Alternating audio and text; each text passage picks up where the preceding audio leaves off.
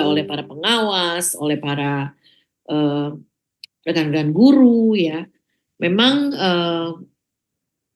pembelajaran berdiferensiasi ini adalah sebuah praktek pembelajaran yang diharapkan bisa terjadi ya di dalam implementasi kurikulum Merdeka ya, yang memang memberikan fokus yang besar sekali pada murid dan kebutuhan belajar mereka ya. Jadi sebenarnya pembelajaran berdiferensiasi ini bukan sesuatu yang baru ya, bukan sebuah pendekatan baru atau bukan sebuah teori baru ya Bapak Ibu ya. Dari saya mulai jadi guru berapa puluh tahun lalu ya, ini sebenarnya juga sudah pernah disampaikan ya dari tahun 1990-an itu sudah ada gitu ya, apa namanya, diskusi-diskusi tentang ini sebenarnya. Jadi secara istilah pun bukan sebuah istilah yang baru sebenarnya.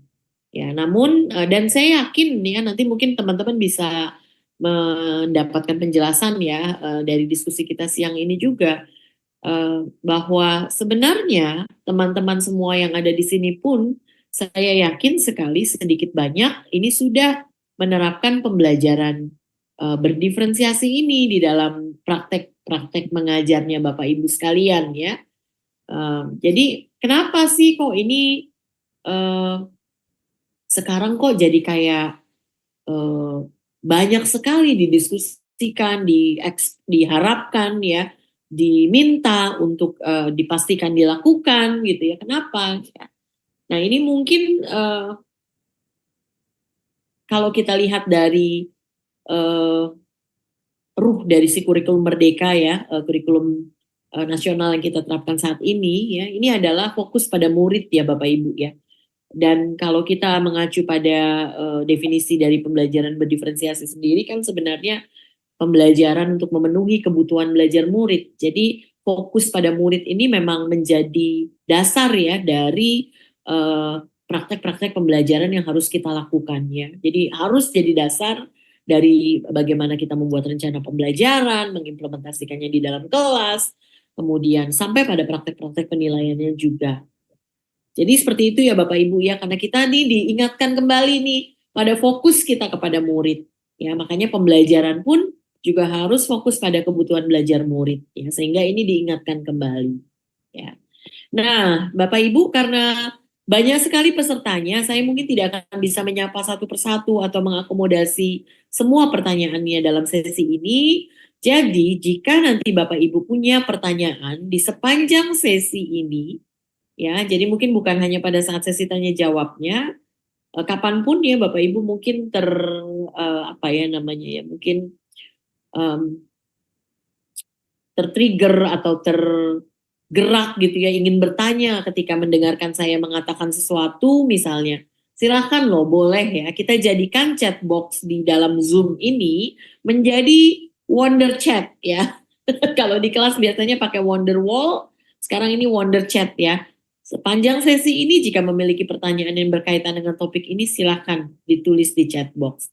Nanti sesuai tadi amanatnya Pak Tuning ya, mungkin nanti tim BGP, Pak Riki sebagai moderator bisa juga memandu, memilih siapa saja yang nanti bisa kita angkat pertanyaannya dan supaya ini rata ya dari Jawa, Papua, Sumatera, Kalimantan dan lain sebagainya ya.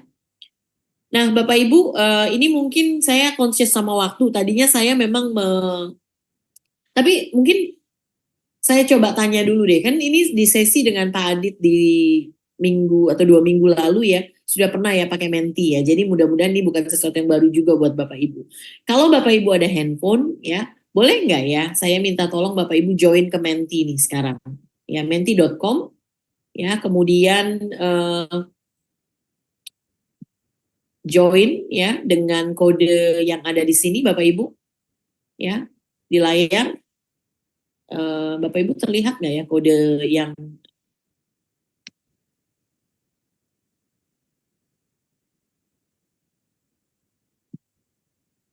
terlihatkah Bapak Ibu? Pak Riki oke terlihat? Oke. Terlihat Bu, terlihat Baik. dengan jelas. Ya, silakan join at menti.com ya dengan kode 41215662 ya. Kemudian pertanyaannya cuma satu ya, pertanyaannya cuma satu ya, coba sebutkan keberagaman apa saja yang ada di kelas Bapak Ibu semuanya. Ya.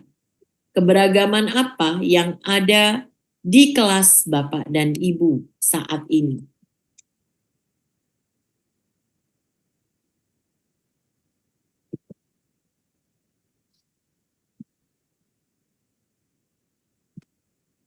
Silakan. Keberagaman ini macam-macam ya Bapak Ibu ya. Coba saya lihat apa saja ya yang sudah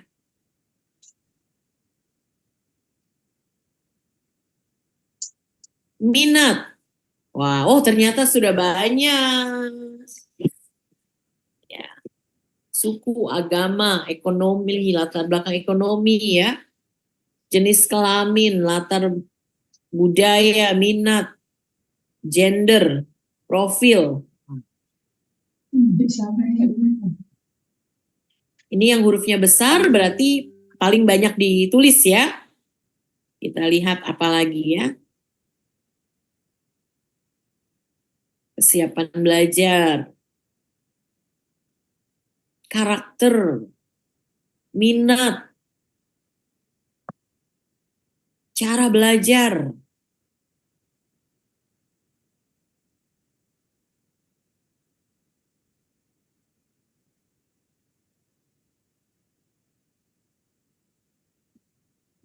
Wah, terima kasih Bapak Ibu ya.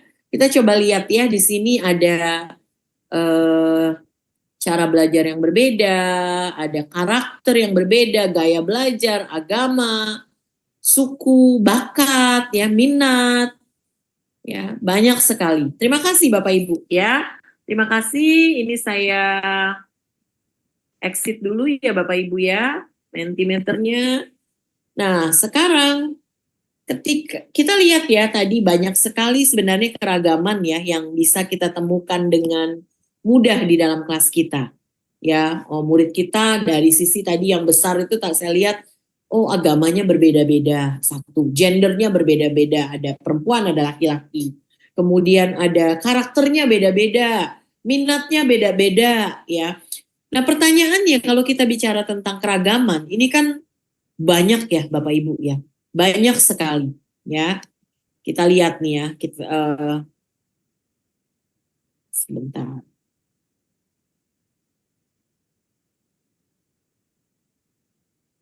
Nah, luas ya. Tadi ada pengalamannya yang berbeda-beda, latar belakang keluarga, tadi ada yang menyebutkannya budaya, ekonomi ya. Kemudian mungkin di sekolah-sekolah di daerah ya ada kemampuan bahasa yang berbeda juga. Ya, penggunaan bahasa yang digunakan ya bahasa Indonesia mungkin tidak terlalu banyak digunakan ya misalnya. Ada seperti itu. Keterampilan yang berbeda ya, anak-anak datang duduk di kelas kita dengan set of skill yang berbeda-beda. Kemudian kondisi sosial ekonomi yang berbeda-beda, minat yang berbeda-beda, ya. Mungkin juga kesulitan-kesulitan tertentu dalam belajar yang berbeda-beda, ya. Preferensi belajarnya berbeda, ya, dan sebagainya. Ini tadi semua sudah disebut sama Bapak Ibu, ya. Berarti apa maknanya? Ya, karena semua yang saya sebutkan di sini sebenarnya ada tadi di Menti ya. Bahwa ini sangat mudah kita temukan keberagaman ini. Ya. Tapi kan sekarang pertanyaannya dengan beragamnya murid yang seperti ini kan menciptakan tantangan. Ya, tantangannya apa aja sih kalau kita bicara dalam konteks pembelajaran? Kondisi yang beragam ini menyebabkan tantangan apa saja? Ya. Bapak Ibu, mungkin ini sekarang saya kasih kesempatan untuk raise hand. Satu orang saja. Silakan dan nanti mungkin Pak Riki boleh pilih ya. Tantangannya apa saja sih dengan keragaman yang ada tersebut? Ya, berikan contoh yang terjadi di dalam kelas Bapak Ibu. Silakan kepada Ibu Sahril Anci. Mohon dibantu Kak Esther untuk unmute. Ibu Sahril. Oh, Maaf, Pak Sahril, maaf Pak. Pak Saril, gimana Pak Saril? Tantangannya apa nih Pak dengan kondisi keberagaman yang begini? Sebentar ya. Ibu Kak Esther, mohon dibantu Kak. Pak Sahril.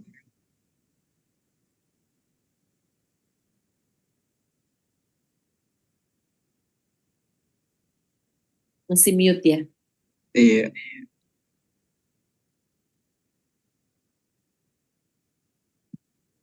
Masih mute. Oke. Coba saya bisa nggak ya unmute?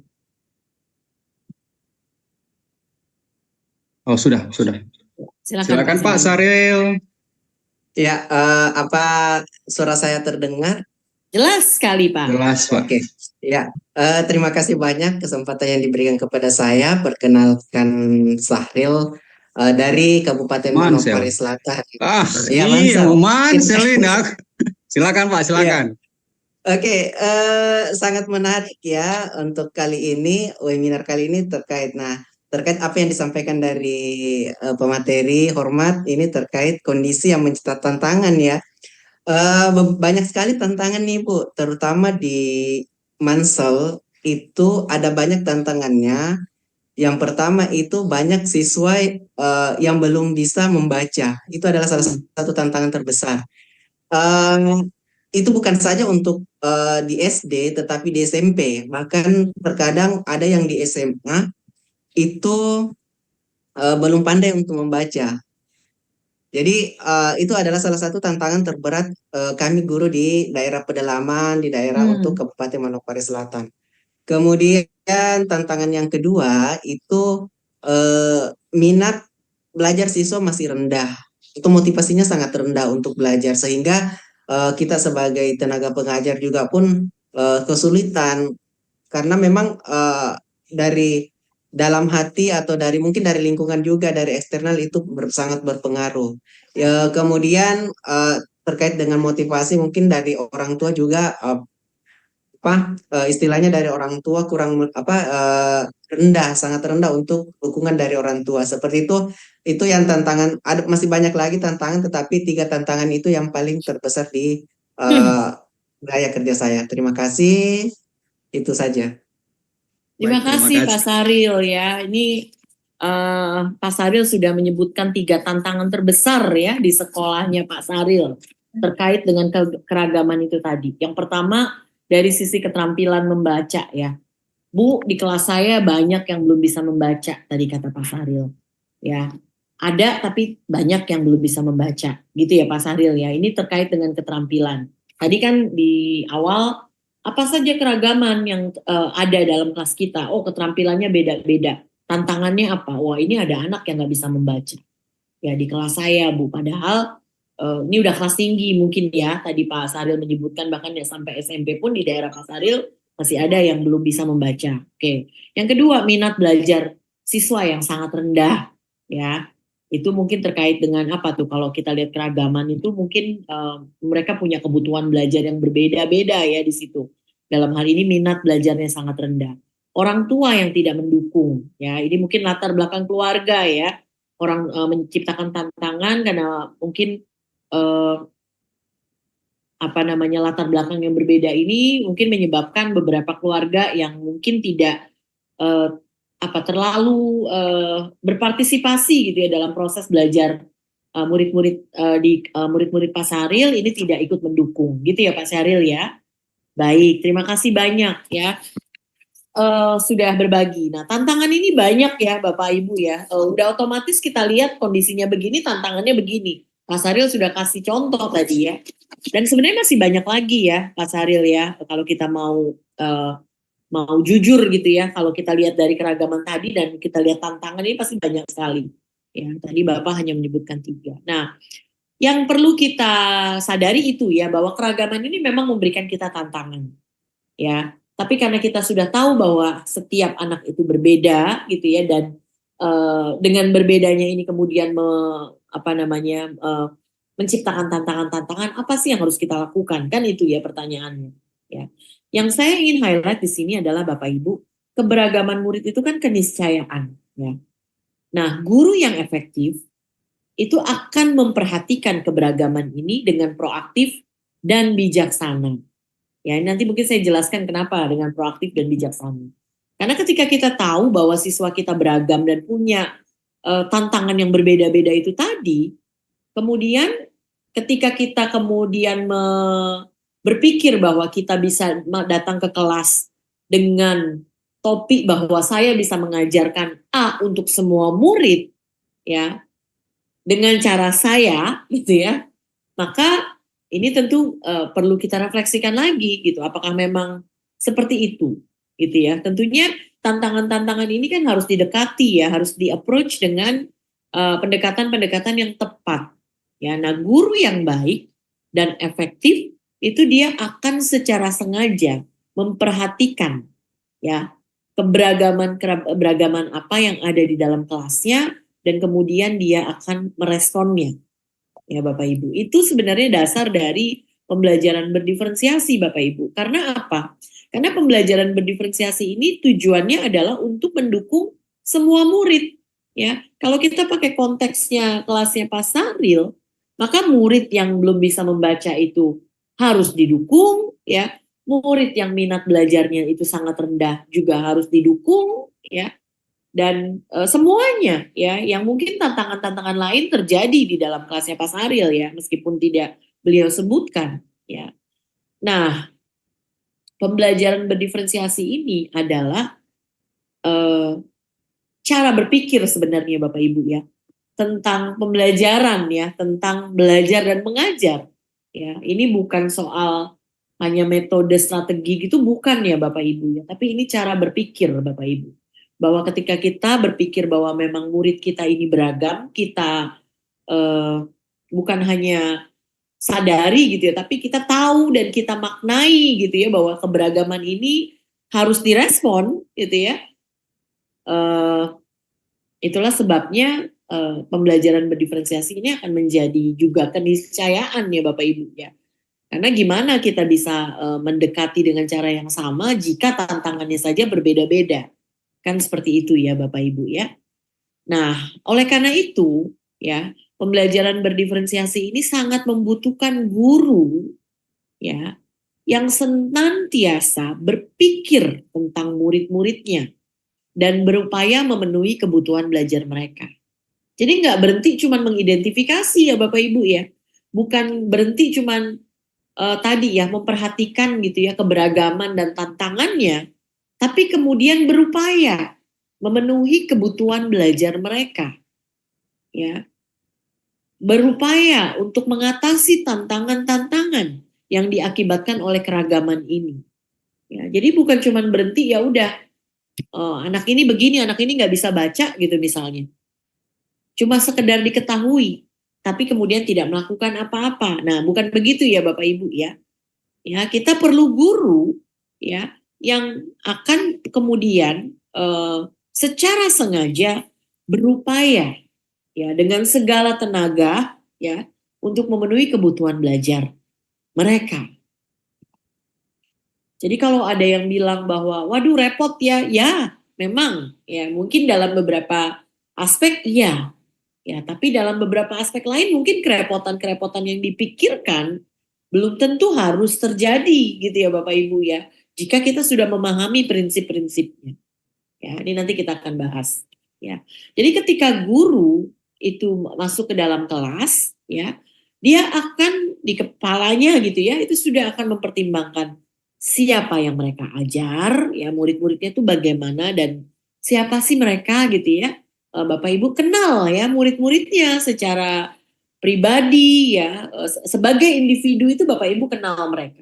Ya, kemudian tahu mereka akan mengajar apa, jadi paham tujuannya gitu ya Bapak Ibu ya. Kemudian di mana mereka mengajar, jadi ini kontekstual. Dia tahu ya, guru ini tahu saya mengajar di sekolah yang bagaimana, yang fasilitasnya seperti apa, di mana, seperti apa konteks budayanya, ya. Jadi kontekstual di sini, ya. Dan kemudian bagaimana mereka mengajar, ya. Setelah tahu itu semua, gimana yang ngajarnya? Jadi 4 hal ini akan selalu menjadi bahan pertimbangan dari guru-guru yang efektif, Bapak Ibu. Ya, guru-guru yang baik. Ya, guru-guru yang secara alami akan menerapkan pembelajaran berdiferensiasi. Nah, sekarang bicara soal pembelajaran berdiferensiasi ini sendiri, Bapak Ibu, saya tadi di awal bilang bahwa sebenarnya sedikit atau banyak ya Bapak Ibu, karena ini bukan sesuatu yang baru, bukan teori baru sebenarnya, ya. Tapi mungkin Bapak Ibu sudah menerapkan sedikit atau banyak gitu ya prinsip-prinsip pembelajaran berdiferensiasi ini. Ya, sebagai contoh begini, ya, Bapak Ibu punya tadi Pak Sahril misalnya, ya, Pak Sahril punya murid yang belum bisa membaca di kelasnya, ya. Karena saya tahu Pak Sahril ini guru yang baik gitu ya, saya bisa berasumsi bahwa Pak Sahril pasti sudah lakukan sesuatu kepada anak-anak yang belum bisa membaca ini, ya. Betul nggak Pak Sahril? Ya, Pak Sahril pasti nggak akan diam saja. Ya. Pak Sahril pasti sudah melakukan sesuatu, entah membantunya secara individual, memberikan latihan membaca, misalnya. Itu Pak Sahril sudah mendiferensiasi pembelajaran sebenarnya. Kenapa? Karena Pak Sahril membedakan ya tingkat bantuan yang Pak Sahril berikan kepada anak ini. Ya, Pak Sahril meluangkan waktu untuk ngasih latihan membaca buat anak ini. Pak Sahril sudah membedakan apa namanya tingkat bantuannya, scaffolding di situ. Sudah menerapkan pembelajaran berdiferensiasi sebenarnya. Ya. Mungkin ada juga Bapak Ibu yang ada di sini ya, ketika tahu bahwa ada anaknya yang belum bisa menguasai konsep tertentu, konsep matematika tertentu misalnya, sedang mengajar tentang pecahan. Ya, terus Bapak Ibu mencermati gitu, oh si Dewi ini tampaknya belum paham konsepnya, ya. Karena ia adalah guru yang baik, dia nggak kemudian ya tahu begitu terus diam saja kan. Guru yang baik ini pasti akan dia akan berupaya untuk mendekati Dewi, kasih dia mungkin direview lagi konsepnya sama Dewi, diberikan contoh-contoh lagi, dikasih latihan lagi Dewinya gitu, ya. Itu sudah mendiferensiasi sebenarnya karena guru tersebut sudah kemudian merespon sesuai dengan kebutuhan belajarnya anak ini, ya, kebutuhan belajarnya si Dewi ini, Bapak Ibu. Nah, kalau dari ilustrasi yang saya sampaikan tadi, ya, itu kan Bapak Ibu pasti familiar ya. Bapak Ibu pasti sedikit banyak sudah melakukan, ya. Masa Bapak Ibu akan diam saja ya kalau ada murid yang memang kesulitan gitu. Pasti Bapak Ibu sudah lakukan sesuatu. Nah, sebenarnya itu sudah menandakan bahwa Bapak Ibu sebenarnya sudah menerapkan pembelajaran berdiferensiasi. Nah, tapi sekarang kenapa nih diingatkan lagi Bapak Ibu, ya? Karena kita ingin ya bahwa upaya kita itu kita lakukan dengan sengaja Bapak Ibu, secara proaktif. Enggak lagi baru kita dekati ketika anak sudah mengalami permasalahan ya. Udah di kelas 6 di SMP gitu baru menyadari anak ini belum bisa baca ya. Dan baru kemudian berupaya nih gimana cara bantunya ya. Bayangkan kalau kita secara sengaja ketika dia di kelas 1 SD, di kelas 2 SD, ya ketika kita tahu anak ini mengalami kesulitan, kemudian kita merespon Bapak Ibu. Ya, kebutuhan belajar ini. Kita mungkin cari cara yang berbeda, kita berikan tingkat bantuan yang berbeda-beda ya buat anak ini. Ya. Jika seandainya saja itu lebih awal dilakukan, bisa jadi anak ini sudah lancar membaca di jenjang pendidikan yang sekarang. Gitu ya Bapak Ibu ya. Kita ingin upaya mengetahui kebutuhan belajar ini dan meresponnya dilakukan secara sengaja dan proaktif. Ya, makanya kita diingatkan lagi nih Bapak Ibu. Ada loh yang namanya pembelajaran berdiferensiasi dan seharusnya pembelajaran itu berdiferensiasi. Ya. Saya di program pendidikan guru penggerak itu di dalam slide-nya saya bilang ya Bapak Ibu ya bahwa saya berbagi refleksi dari seorang guru ya yang bilang bahwa sebenarnya kalau kita memperhatikan murid-murid kita dengan seksama, kemudian berupaya sekuat tenaga untuk memenuhi kebutuhan belajar mereka, maka ya pembelajaran berdiferensiasi itu sudah akan terjadi. Ya, jadi nggak perlu Bapak Ibu pusing-pusing nih sebenarnya. Saya mau mendiferensiasi konten, proses, produk misalnya. Ya, nggak perlu pusing apakah ini konten, apakah ini proses, apakah ini produk. Ya, yang penting Bapak Ibu berupaya untuk memenuhi kebutuhan belajarnya murid. Ya, membantu murid-murid yang mungkin kesulitan ini, berupaya cari tahu tentang murid-muridnya. Ya, jadi itu ya Bapak Ibu ya. Mungkin alasannya kenapa sih ya. Kenapa sih kita sekarang ini adalah dibawa nih ya konsep ini kembali meskipun secara praktik mungkin Bapak Ibu sudah lakukan ya. Nah, ada beberapa miskonsepsi Bapak Ibu yang terjadi di lapangan terkait dengan pembelajaran berdiferensiasi. Ya, saya bawa dulu miskonsepsinya nih di sini ya. Karena miskonsepsi itu membuat jadi seakan-akan pembelajaran berdiferensiasi itu sulit sekali diterapkan. Ya, padahal harusnya tidak ya Bapak Ibu karena ini adalah proses yang alami sebenarnya pembelajaran berdiferensiasi ini. Jadi harusnya nggak susah untuk diterapkan. Ya.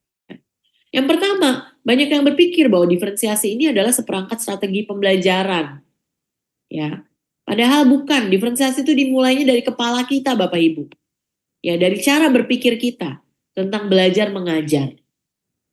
Ya, ini bukan soal strategi harus begini harus begitu bukan ya, tapi kita kembalikan dulu ya kepada filosofi kita dalam mengajar, filosofi kita tentang belajar mengajar. Ya kalau kita sudah tahu tadi di awal bahwa anak beragam, berarti nggak mungkin dong kita mendekati hanya dengan satu cara. Ya, otomatis kan kalau kita berpikirnya begitu maka otomatis nggak ada lagi nih yang akan berpikiran bahwa dia bisa datang ya ke dalam kelas dan berpikiran bahwa apa yang saya rencanakan ini akan bisa berhasil untuk semuanya misalnya. Ya, satu cara itu ya yang saya rencanakan ini apalagi cara saya gitu ya kalau pikirnya adalah cara guru gitu. Nah, ini miskonsepsi ya Bapak Ibu. Yang kedua, bahwa untuk dapat menerapkan pembelajaran berdiferensiasi secara efektif, maka guru-guru harus mengimplementasikan contoh-contoh. Ini nanti saya kasih contoh misalnya. Terus harus begini, harus begitu, harus yang disampaikan oleh Pak Pengawas sekolah kemarin, contohnya begitu, maka harus begitu. Tidak ya Bapak Ibu ya. Balik lagi ke prinsipnya. Ya. Pembelajaran berdiferensiasi ini memerlukan guru yang terbiasa memperhatikan praktik-praktik di kelas mereka. Jadi memperhatikan apa yang terjadi di kelas mereka, murid-muridnya bagaimana, ya. Dan merupakan hasil dari proses mencoba, refleksi, dan kemudian membuat penyesuaian-penyesuaian terus-menerus di kelas. Ya.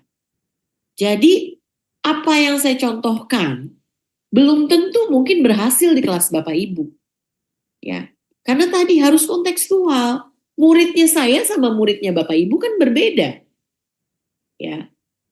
Sehingga yang paling bagus adalah ya ketika Bapak Ibu perhatikan betul-betul murid-murid Bapak Ibu, kemudian berupaya untuk meresponnya, merespon kebutuhan mereka. Ya. Dicoba, ini nggak berhasil, kita coba strategi lain, kita coba cara lain. Kalau kemarin saya cuma menerangkan secara lisan kepada anak-anak, ternyata 50% anak-anak saya tidak mengerti misalnya. Oke, kalau gitu besok saya rubah caranya. Jangan cuma diterangkan, besok saya pakai bantuan gambar misalnya. Jadi ketika menjelaskan ada gambarnya, anak-anak yang 50% ini mungkin saja anak-anak yang rentang atensi mendengarnya itu terbatas ya. Mereka perlu gambar misalnya ya. Jadi diubah lagi, ini masih belum memahami juga, berarti saya mungkin harus duduk sama dia berdua sama anak ini untuk bisa saya gali lagi kenapa ya, apa yang membuat dia masih bingung misalnya. Ya. Jadi ada proses mencoba, refleksi, menyesuaikan, ya. Dan ini terus-menerus dilakukan, Bapak Ibu. Ya, terus-menerus dilakukan. Ya. Kemudian, ini yang kalau yang ketiga ini sudah ya, tadi kita sudah sebutkan ya, bahwa diferensiasi ini miskonsepsinya adalah sesuatu yang dilakukan atau tidak dilakukan oleh guru. Tidak, ya Bapak Ibu ya. Kebanyakan guru sebenarnya sudah memperhatikan murid-murid mereka. Ya guru yang baik ya, guru yang baik pasti memperhatikan murid mereka dan sudah meresponnya dengan cara tertentu. Nah, tapi sedikit guru yang secara sengaja, secara konsisten, secara proaktif merencanakan pengajaran untuk mengakomodasi keragaman tersebut. Ya. Jadi tahu tapi didiemin gitu ya Bapak Ibu ya. Tahu dia nggak bisa tapi didiamkan. Ya, karena apa? Karena entah mungkin tidak tahu caranya atau mungkin merasa bahwa aduh pekerjaan saya jadi tambah berat kalau saya harus begini begitu gitu ya. Tapi itu miskonsepsi ya Bapak Ibu ya. Harus justru guru yang efektif itu, guru yang baik akan secara konsisten merencanakan pengajaran untuk mengakomodasi keragaman. Ya. Kemudian bahwa miskonsepsi selanjutnya bahwa diferensiasi itu hanyalah tentang pengajaran, strategi-strategi ngajar gitu ya Bapak Ibu ya. Padahal bukan. Ya. Praktik pembelajaran berdiferensiasi ini nggak bisa dipisahkan dari apa ya namanya ya, elemen-elemen praktek pengajaran yang baik. Apa saja misalnya. Ya, pembelajaran berdiferensiasi itu tidak bisa dipisahkan dari lingkungan belajar yang mendukung. Ya, jadi lingkungan belajarnya itu harus bagus, ya harus baik maksudnya. Ya. Bagus di sini bukan fasilitas ya Bapak Ibu ya. Fasilitas iya mendukung. Tapi lingkungan belajar yang aman ya, yang murid-murid merasa menjadi bagian dari lingkungan tersebut ya. Lingkungan belajar yang menantang murid di level yang tepat ya. Bukan lingkungan belajar yang pelajarannya terlalu sulit atau terlalu mudah misalnya. Guru-guru yang memperhatikan murid-muridnya dengan positif gitu ya Bapak Ibu. Ya, nggak bisa juga dipisahkan dari kurikulum yang baik, ya. Guru-guru yang memahami, ya standarnya itu apa sih, tujuan pembelajarannya itu apa sih, ya. Jadi nggak bisa dipisahkan dari kurikulum, Bapak Ibu. Ya. Nggak bisa juga dipisahkan dari praktik penilaian yang baik, ya. Bahkan, ya praktik penilaian ya, itu menjadi akar dari pembelajaran berdiferensiasi ini sebenarnya. Ya, jadi kita nggak bisa ngomongin pembelajaran berdiferensiasi kalau praktek assessment-nya masih belum baik juga Bapak Ibu. Ya, gurunya nggak pernah memperhatikan ketika anak-anaknya misalnya mengerjakan tugas. Pokoknya gurunya mah penilaian di akhir aja yang paling penting misalnya. Ya, kalau begitu nggak bisa terjadi pembelajaran berdiferensiasi. Karena lewat proses penilaian yang berkelanjutan atau penilaian formatif ya istilahnya, ya, lewat guru memperhatikan hasil-hasil penilaian formatif itulah, maka dia kemudian akan bisa menyesuaikan terus-menerus pembelajaran di kelasnya. Merespon kebutuhan belajar murid yang berbeda-beda ini di kelas. Ya. Jadi bukan cuman, oh saya di awal tahun ajaran sudah melakukan tes diagnostik. Udah, tapi habis itu nggak ada proses apa-apa.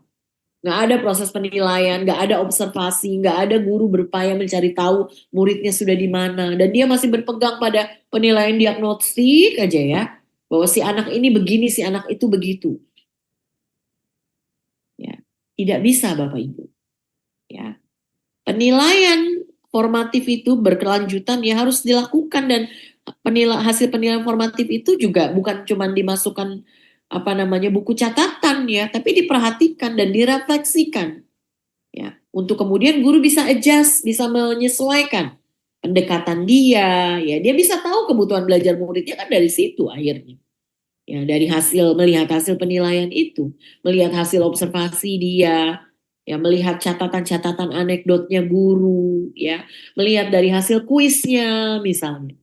Dari situ guru bisa tahu, ya. Waktu tanya jawab gurunya memperhatikan sehingga dia bisa, oh, dari jawaban murid-murid ini ada anak yang masih belum ngerti, ada anak yang miskonsepsi, sehingga dia ketika merencanakan pembelajaran di esok harinya, dia tahu apa yang harus dia ubah, dia tahu apa yang harus dia fokuskan, ya. Nah, kemudian pembelajaran berdiferensiasi ini juga tidak bisa dipisahkan dari manajemen kelas yang efektif, Bapak Ibu. Ya.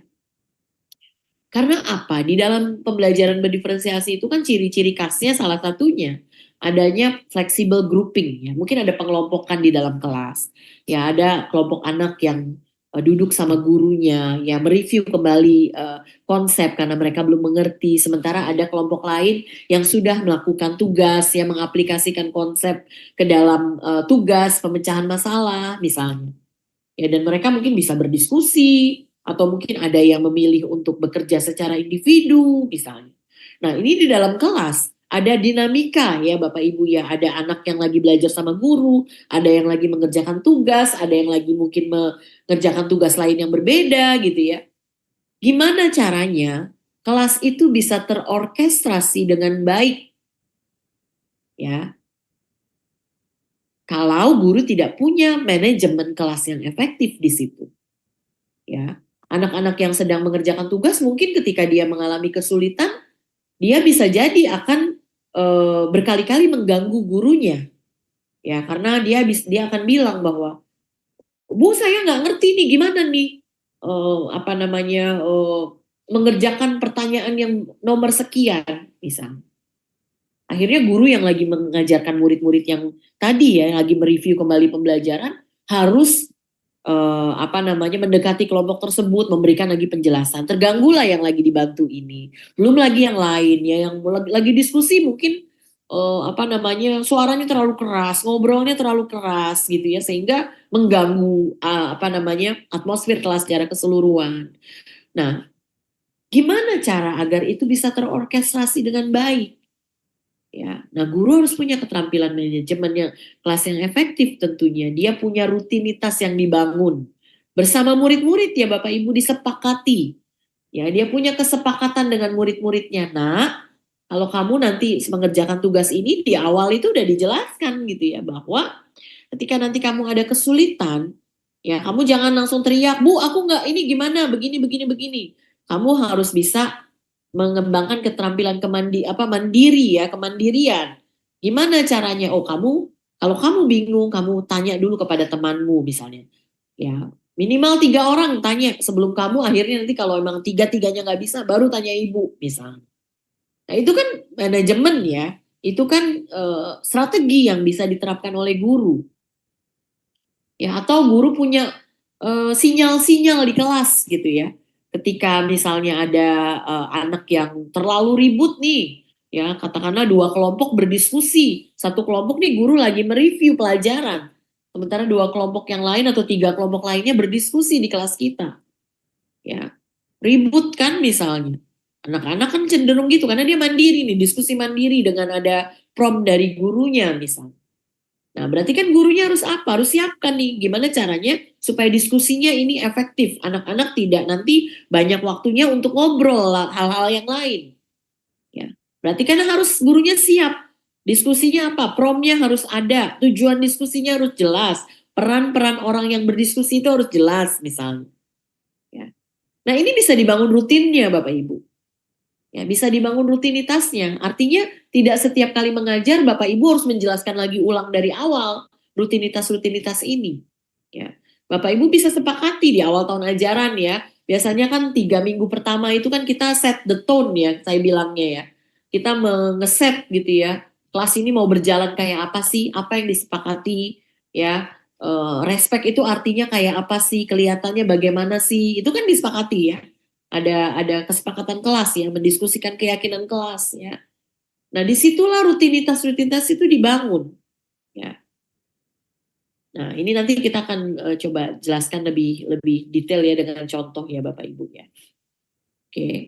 Jadi komponennya ini ya Bapak Ibu ya. Komponennya adalah kurikulumnya gurunya harus jelas dulu, ya. Terus murid-muridnya ini kita perhatikan sehingga kita tahu kebutuhan mereka apa. Kemudian praktek assessment kita juga harus baik ya. Guru-guru ini harus kita semua harus menyadari nih bahwa setiap momen belajar itu sebenarnya adalah momen di mana guru bisa cari tahu tentang murid ya Bapak Ibu. Ya. Kemudian lingkungan belajar dan manajemen kelas. Ya. Itu soal elemennya ya Bapak Ibu ya. Nah, kalau soal apa yang bisa didiferensiasi ini nanti mungkin bisa kita diskusikan lewat diskusi saja ya Bapak Ibu ya. Yang jelas Bapak Ibu mungkin ya ini mungkin saya ingin sampaikan beberapa hal ya bahwa ketika pembelajaran berdiferensiasi itu berjalan dengan efektif Bapak Ibu, maka yang akan bisa kita lihat di kelas-kelas Bapak Ibu itu adalah semua murid ya akan terlibat itu engage ya maksudnya ya. Engage itu jadi mereka tuh benar-benar berpartisipasi aktif ya di dalam tugas mereka gitu, dalam pekerjaan yang sedang mereka lakukan dan dengan saling menghormati. Ya artinya meskipun murid-murid dikelompok-kelompokkan, itu nggak ada tuh perasaan bahwa oh saya ini di kelompok anak-anak yang mohon maaf ya dalam tanda kutip ya, anak-anak yang kurang, yang sana anak-anak yang pintar gitu ya. Nggak ada kayak begitu ya Bapak Ibu ya. Bahkan ketika itu terjadi ya, maksudnya anak-anak itu dikelompokkan berdasarkan kemampuan, anak-anak yang bekerja pun tidak merasakan begitu gitu ya Bapak Ibu ya. Karena apa? Ya karena guru mendekati ini dengan pemahaman bahwa setiap orang itu berbeda. Ya hari ini kamu mungkin di kelompok ini, tapi di hari lain kamu bisa di kelompok yang lain. Dalam pelajaran matematika iya kamu di sini, tapi dalam pelajaran yang lain belum tentu kamu ada di sini. Dan ini tugas guru ya, menemukan kekuatan-kekuatan murid ya Bapak Ibu ya. Jadi saling menghormati dan pengelompokannya pun fleksibel kan kalau di dalam pembelajaran berdiferensiasi itu. Artinya siswa tidak akan dikelompokkan hanya di satu jenis pengelompokan, hanya berdasarkan kemampuan misalnya, tidak. Ya, ini berganti-ganti ya. Kadang berdasarkan kemampuan gitu ya, kadang mungkin berdasarkan minat ya. Kadang-kadang belajarnya sekelas ya bersama-sama ya, kadang-kadang berpasangan, kadang-kadang berkelompok dengan anggota kelompok yang siswa boleh pilih sendiri ya. Kadang gurunya yang milihin atau acak misalnya. Itu semua menjadi ciri ya Bapak Ibu karena tergantung tujuan pembelajarannya masing-masing kan. Ya, tergantung. Kita mengelompokkan itu kan harus disesuaikan dengan tujuan pembelajarannya sebenarnya. Kenapa kita harus mengelompokkan? Ya. Kemudian guru dan siswa itu akan bekerja sama nih Bapak Ibu. Jadi bukan cuma gurunya aja, siswanya ini dilibatkan Bapak Ibu. Ya, dilibatkan supaya siswa itu terus-menerus merasa tertantang. Ya, ini mungkin akan menjawab juga nih pertanyaan Pak Syahril tadi soal minat belajar murid itu kurang. Ya. Kalau kita tidak bisa menantang siswa dengan tepat, ya, maka siswa memang menemukan pembelajaran itu membosankan misalnya ya. Karena terlalu mudah, saya udah tahu gitu ya. Jadi membosankan atau ya, pelajarannya terlalu susah. Ya. Proses belajar itu kan nggak bisa ya kalau gapnya terlalu jauh ya Bapak Ibu ya.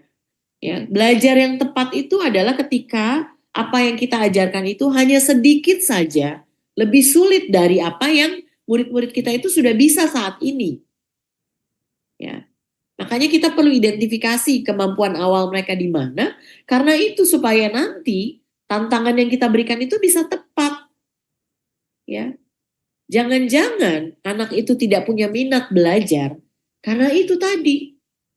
Karena mereka tidak ditantang secara tepat ya Bapak Ibu ya, levelnya. Karena apa saya bisa bilang gitu?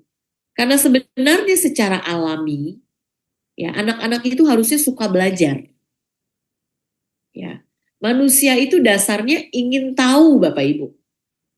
Inquirer. Manusia itu dasarnya kepo, pengen tahu. Kalau itu menarik gitu ya, dia akan pengen tahu, dia akan terus-menerus berupaya mencari tahu, Bapak Ibu. Ya. Jadi tugas kita adalah gimana supaya siswa bisa terlibat dalam pembelajaran, ya, yang kita berikan sesuai levelnya, ya. Kemudian guru memang perlu mengatur waktu, ruang, kegiatan. Ruang di sini maksudnya bukan ruang kelas ya, tapi spot-spot gitu ya. Itu perlu guru melihat itu ya. Waktunya fleksibel, kelasnya akan dikelola dengan berbagai strategi pengelolaan. Jadi mungkin ya kalau di kelas-kelas yang menerapkan ini kita bisa lihat gitu ya. Di sudut sana, misalnya di sudut kelas, di pinggiran kelas itu akan ada mungkin kotak-kotak dari kardus bekas, isinya mungkin ya di dalam kotak-kotak itu adalah pekerjaan-pekerjaan yang bisa dilakukan oleh murid ya ketika mereka misalnya sudah selesai mengerjakan pekerjaan utama. Ada sentra-sentra peminatan, ada buku-buku mungkin ya yang diletakkan secara sengaja oleh guru ya, karena tahu lagi belajar tentang topik ini. Guru kemudian mencari ya sumber-sumber bacaan yang sekiranya bisa mendukung topik ini. Dia letakkan itu di sudut ruangan. Ya, jadi buku-bukunya pun dipilih gitu ya sama guru ini. Ya, dia kerjasama sama perpustakaan. Di perpustakaan ada tidak buku-buku yang begini? Ada tidak bacaan-bacaan mungkin dari koran, entah dari yang lama-lama mungkin ya bisa juga dipakai ya Bapak Ibu ya. Ya, nah ini dilakukan oleh guru ya Bapak Ibu ya untuk bisa merespon kebutuhan siswa ini. Ya. Kriterianya juga jelas ya, kriteria pencapaian tujuannya pun jelas. Jadi anak-anak tahu, oh yang diharapkan sama guru saya ini adalah ini. Ya, indikatornya kalau saya ingin dapat nilai A adalah 1, 2, 3, 4. Jadi ketika anak bekerja secara mandiri pun dia tahu yang diharapkan sama dia itu seperti apa. Ya. Dan kemudian siswa dinilai dengan berbagai cara untuk menunjukkan pemikiran dan perkembangannya. Karena kan ada banyak cara untuk menunjukkan pemahaman, untuk menunjukkan pemikiran, untuk menunjukkan kemampuan. Ya tidak semuanya harus ditunjukkan lewat tes tertulis di kertas ya Bapak Ibu ya. Jadi harus ada opsi-opsi itu. Ya. Nah, sampai di sini Bapak Ibu nih, saya mau bahas nih beberapa contoh nih Bapak Ibu ya. Karena kan tadi kita udah belajar mungkin, prinsipnya pembelajaran berdiferensiasi itu adalah seperti itu. Kita ketahui kebutuhan belajar murid kita ya, kebutuhan ini bisa macam-macam ya. Ada kesiapan belajar, ada minat, ya, ada preferensi belajar mereka ya. Kalau sudah diketahui kemudian kita sesuaikan rencana pembelajaran kita, ya kita sesuaikan dengan kebutuhannya, ya. Bu, saya punya murid 32 orang, apakah berarti saya harus membuat 32 rencana yang berbeda? Tidak perlu ya Bapak Ibu ya, masuk akal atau tidak itu, ya. Saya selalu jawab dengan begitu ya Bapak Ibu ya. Kira-kira kalau kita harus buat setiap kali mengajar 32 RPP itu masuk akal atau tidak? Ya. Kalau tidak berarti bukan pembelajaran berdiferensiasi ya. Karena tadi di awal itu keputusan masuk akal ya Bapak Ibu ya saya sampaikan nih. Ya. Tapi mungkin kita kelompokkan anak ya secara general saja. Ada kelompok anak yang mungkin secara pengalaman belajar, secara keterampilan prasyarat awal cukup baik. Ada yang masih belum, ada yang sudah advance misalnya. Kan itu dalam kelas bisa kita kelompokkan begitu ya secara general. Ya, jadi bukan 32 cara gitu ya Bapak Ibu. Ya. Oke, sampai di sini mungkin sebelum saya nanti bahas contoh, saya ingin memberikan kesempatan teman-teman untuk bertanya dulu. Silakan Pak Moderator. Oke, baik, terima kasih Ibu. Saya ingin ada di kolom chat ya. Ini sangat menarik juga bagi saya khususnya ada bernama Pak Yudi Oktianto. Pak Yudi Oktianto, silahkan untuk langsung aja ya kan, memberikan pertanyaannya. Boleh dibantu Kak Esther, Pak Yudi Oktianto?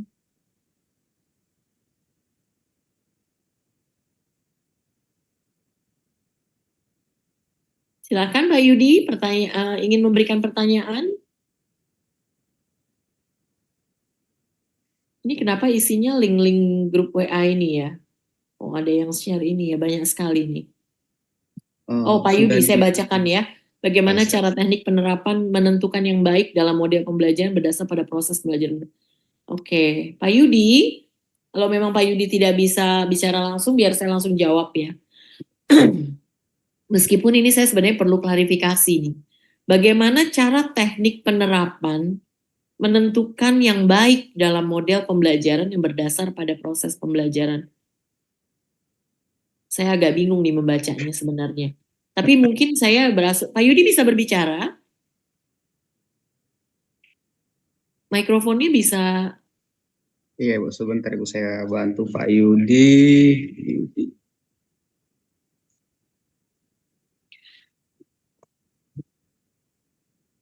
Kalau memang tidak bisa mungkin yang lain ya. Karena ini saya agak bingung membaca pertanyaannya sebenarnya. Menentukan yang baik dalam model apa mungkin maksudnya Oke. teknik menerapkan. Oke. Ada Pak Mansur nih, udah nunggu-nunggu. Silakan Pak Mansur. Silakan Pak Mansur. Saya nggak bisa ini ya untuk hidupin mic. Oh, sudah. Silakan Pak Mansur. Halo. Ya, Pak silakan Mansur, Pak. silakan. Assalamualaikum warahmatullahi wabarakatuh. Waalaikumsalam. Sebelumnya perkenalkan saya Bu, saya Mansur, Kepala UPTD SMP Negeri 11 Sinjai, Provinsi Sulawesi Selatan. Sekolah kami Bu adalah sekolah penggerak angkatan 3 yang tahun ini adalah tahun kedua dalam implementasi kurikulum Merdeka. Dalam hal pembelajaran berdiferensiasi di sekolah kami diawali dengan asesmen diagnostik seperti minggu kemarin pada SPRA MPLS kami melakukan selama 2 hari kegiatan asesmen diagnostik dengan menggunakan aplikasi Aku Pintar. Selain itu hasilnya kami combine dengan hasil wawancara dengan orang tua dan siswa itu sendiri sebelum mereka dilakukan asesmen diagnostik. Hasilnya ini sementara diolah oleh guru BK kami dan insya Allah setelah rampung akan diplenokan di rapat guru. Selanjutnya akan diserahkan ke guru mata pelajaran yang mengajar di kelas tersebut. Pengalaman kami 1 tahun yang lalu melakukan hal yang sama, muncul tantangan.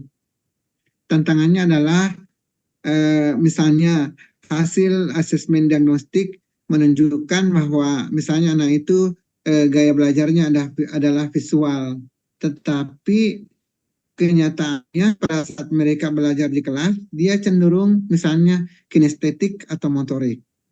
Yang menjadi pertanyaan bagi saya, apakah data awal yang kami dapat pada saat asesmen diagnostik ini bisa kami ubah pada saat implementasi di kelas dengan melihat kenyataan seperti tadi bahwa sebenarnya mungkin pada saat dia dilakukan asesmen ini pengambilan datanya kurang valid atau mungkin siswa itu hanya menyontek temannya sehingga tidak memberikan gambaran yang sepenuhnya terhadap siswa tersebut. Sehingga kadang guru kami mempertanyakan bahwa apakah anak ini bisa pindah ke misalnya dari visual ke kinestetik dengan melihat kenyataan bahwa dia cenderung kinestetik misalnya. Itu yang pertama. Yang kedua Ibu, saya ingin memperjelas lagi sebenarnya seperti apa itu pembelajaran diferensiasi, karena kami kemarin mendapat pencerahan dari fasilitator kami bahwa misalnya dalam penerapan pembelajaran bereferensiasi itu antara misalnya kita sudah melakukan asesmen awal dan kita menemukan ada siswa di kelas misalnya kategori bawah, sedang, dan di atas. Misalnya saya mengajar di dua kelas paralel yang sama. Dia itu menyarankan bahwa tidak apa-apa kita bentuk dulu kelas baru. Kita gabungkan semua yang misalnya di kelas yang rendah itu menjadi satu kelas. Yang sedang satu kelas juga dan yang tinggi satu kelas. Nanti misalnya pada tujuan pembelajaran ini sudah selesai, itu bisa kembali lagi ke kelas normal seperti biasa. Apakah memang seperti ini, Bu, memungkinkan atau bagaimana menurut pendapat Ibu? Demikian, Bu, dari saya. Terima kasih. Assalamualaikum warahmatullahi wabarakatuh. Terima kasih banyak Pak Mansur ya. Terima kasih sudah berbagi pengalaman ya dan sudah mau mencoba ya Pak Mansur ya. Ada dua ya pertanyaan dari Bapak. Yang pertama soal implementasi asesmen diagnostik gitu ya Pak Mansur ya. Jadi begini mungkin ya Bapak Ibu, saya ingin memberikan highlight di sini ya. Bukan saya tidak setuju dengan asesmen diagnostik yang dilakukan oleh Pak Mansur ya, bukan ya. Silakan dilakukan untuk cari tahu tentang muridnya seperti apa ya. Tapi yang patut kita harus sadari ya bahwa meskipun mungkin dari asesmen itu ketahuan nih Dewi misalnya gaya belajarnya visual ya, mungkin ada tes atau ada apa yang dilakukan sama Dewi hasilnya visual gitu. Kemudian guru berupaya untuk memberikan pembelajaran dengan seperti itu gitu ya, dengan sesuai dengan hasil asesmen diagnostik itu. Buat saya diberikan banyak sekali visual gitu misalnya. Nah, ini sebenarnya penerapannya harusnya bukan begitu ya Bapak Ibu ya. Karena apa?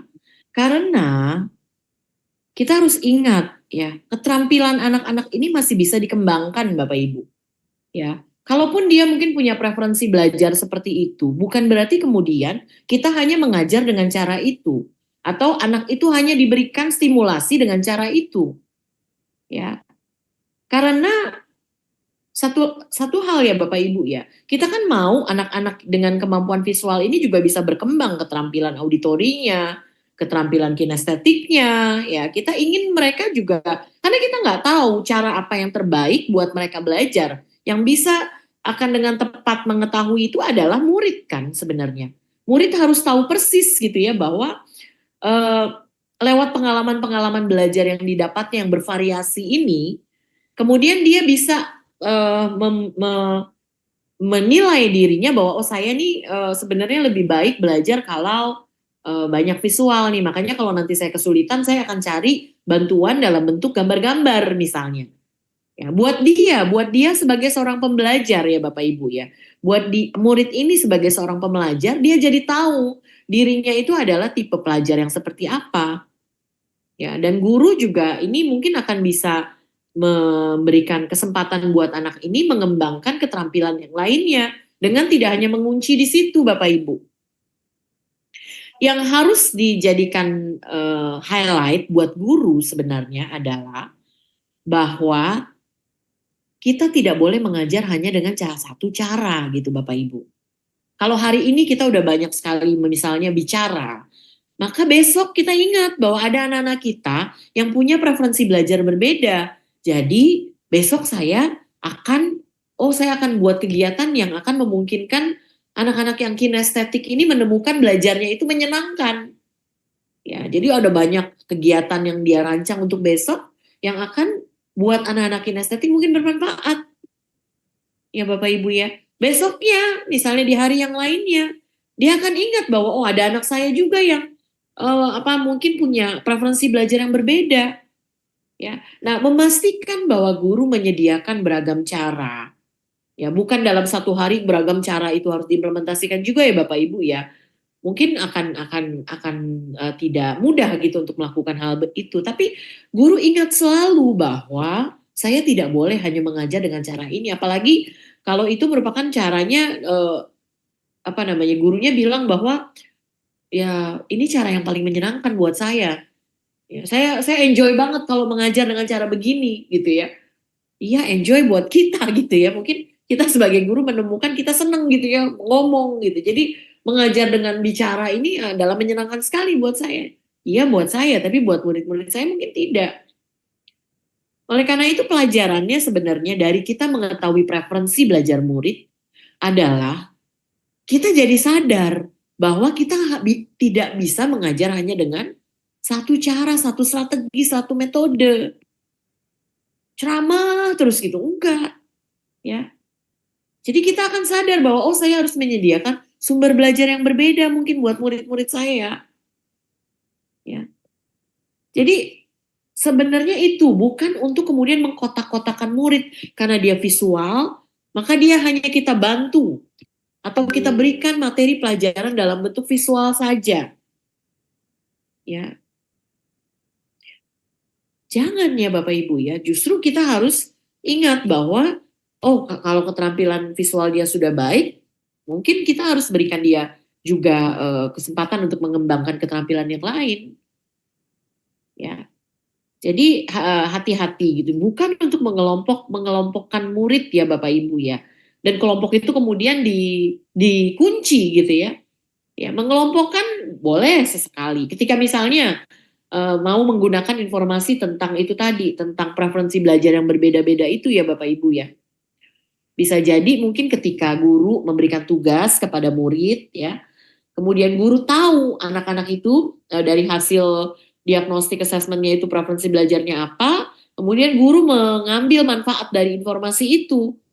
Oke, kalau gitu karena sekarang ini tugasmu adalah menunjukkan pemahaman kepada Ibu Dewi tentang apa, misalnya topiknya apa.